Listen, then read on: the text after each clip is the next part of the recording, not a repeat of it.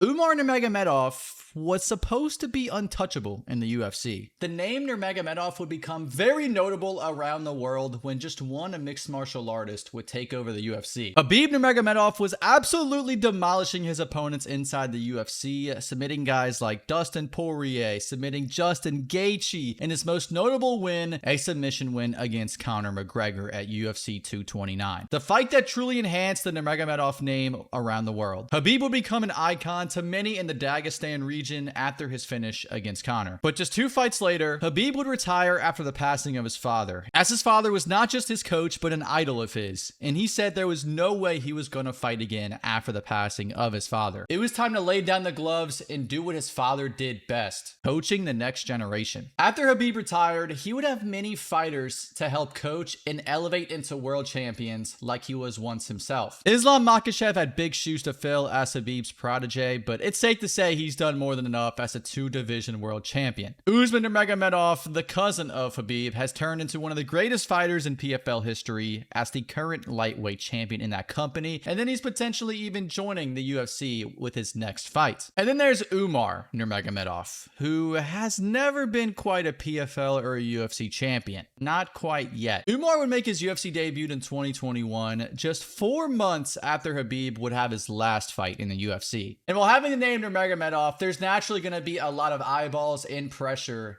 that goes into a Umar Nurmagomedov fight. But there would be no pressure as he would win his first 6 fights in the UFC with 2 submissions, 1 TKO, and 3 decisions. Umar would make these wins look easy like Nurmagomedov's do, and because of that, he would get a crack at bantamweight gold against Merab at UFC 311 in January of 2025. Merab was coming off his first championship appearance himself against Sean O'Malley, where he would win by decision to claim the belt. And now Merab would turn around 4 months later to face Nurmagomedov in a championship setting. That's not usually ideal. Vegas actually had Umar as a clear favorite against Merab heading into 311, and it was clear among the MMA community that Umar was the heavy favorite going into this fight. But unfortunately, Umar did one thing wrong leading into this fight. He gave Merab ammo. You see, after claiming the belt, Merab was asked who he would like to face next in the division as the champion, and Merab naturally mentioned potential rematches against guys like Peter Yan and Sean O'Malley, which Umar didn't like. Because of this, Umar took it as disrespect and was frustrated with Merab, as he actually believed Merab was avoiding him and he wanted easier matchups and higher paydays instead of the toughest contender in the division. Then it got personal. When this matchup did get announced, naturally there was a press conference like any of the other pay-per-views, and this is where we would see Merab and Umar interact in person for the first time. And this is also where we would see Merab crash out like we've never seen him before. I mean, this was insane. You could tell Umar got under Merab's skin and there was true hatred between the two. Like, we have never seen Merab ever get this mad at another human being, at least in the UFC. Thankfully for them, they would get to settle it in the octagon, where Umar would start off extremely strong,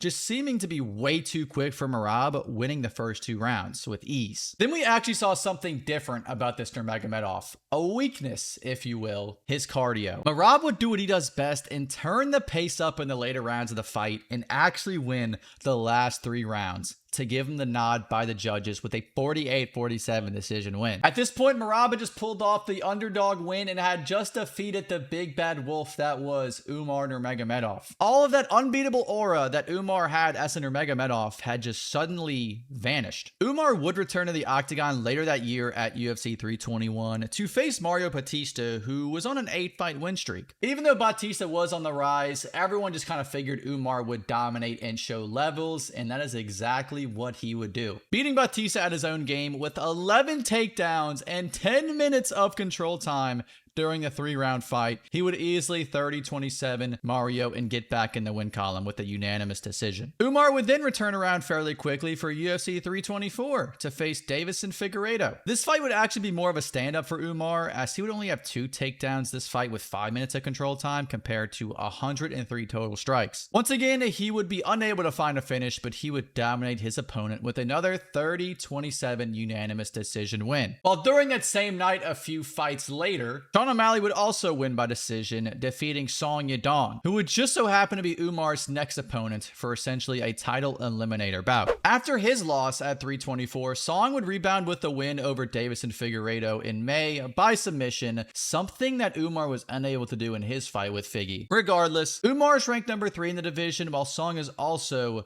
in the top 5, ranked number 5. In my opinion, this is definitely Umar's toughest test in the UFC outside of his title fight with Merab, as Song is easily a tougher matchup than Corey Sandhagen. Song has actually never been submitted in his professional MMA career, and even though he is going up against Nurmagomedov, I just don't see that happening here. But I do see him losing by decision. I think Umar simply has too many weapons. He's too well-rounded and sharp for Song Yadong, and he's not gonna finish him, but he will win by decision. And I mean, that's not a crazy hot take at all. That's also how Vegas feels about how this fight's gonna go. But I genuinely could see a Song clipping Umar at some point in this fight, and then Umar might be rocked at one point, but he obviously rebounds and finishes with a decision. It would be nice to see Umar get a finish, but it's been 3 years since he's gotten one, and I just don't see Song being the guy that's gonna break that streak, especially if someone like Sean O'Malley couldn't find Song's chin. And while all of this is going on, Umar will of course be paying attention to the trilogy that is Yan vs Merab 3. If Umar wins, surely he'll be facing one of these two fine gentlemen right here, but which one? Umar has gone on record to say that if Yan wins, he thinks the UFC will book Yan vs O'Malley 2,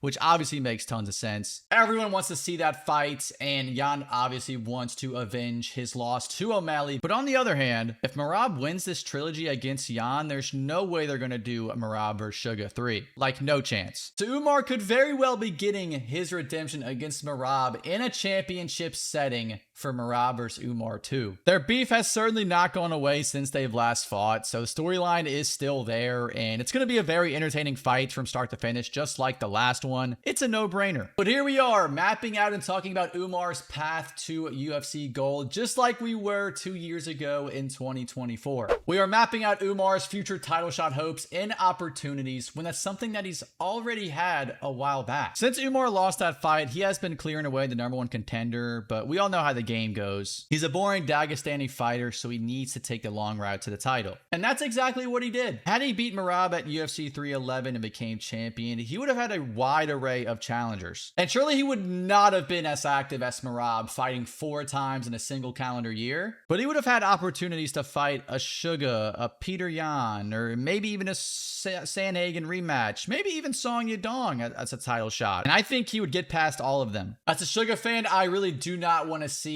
Sean versus Umar, because I really think Umar is obviously a bad matchup for Sean, and I think he does him just like Merab did. Umar easily dominates Sandhagen like he once did a few years back. And Peter Yan, you know, that would actually be a banger. I would be so excited to see how that fight actually plays out. Obviously, with MMA math, Yan beats Umar since he beat the guy who beat him, but we all know MMA math isn't logical. And we would actually have a realistic chance to see this fight if Yan goes out there, beats Merab, beats O'Malley, which is also very possible, and then there is Umar next in line. Obviously, he's only next in line if he does end up beating Song Yadong this upcoming weekend, unless he wants to fight Merab for a number 1 contender instead of waiting. I mean, I'm not complaining. Anyways, my point of making this video is to explain how Umar Nurmagomedov was literally in this position 2 years ago. It was eerily similar 2 years ago. He was dominating his opponents on his climb to the title, and that's exactly where we are today. I think Umar will definitely touch championship gold at some point in his career, even if it isn't the ideal time period like we are expecting, like 2 years ago, for example. He's extremely talented and dominant, and with a group of legendary fighters right behind him in his corner, I mean, the sky truly is the limit. Do you guys think Umar can live up to the Nurmagomedov hype? Do you think he can be another Nurmagomedov that touches gold at some point in his career? Let me know who you guys got this weekend. I got Umar.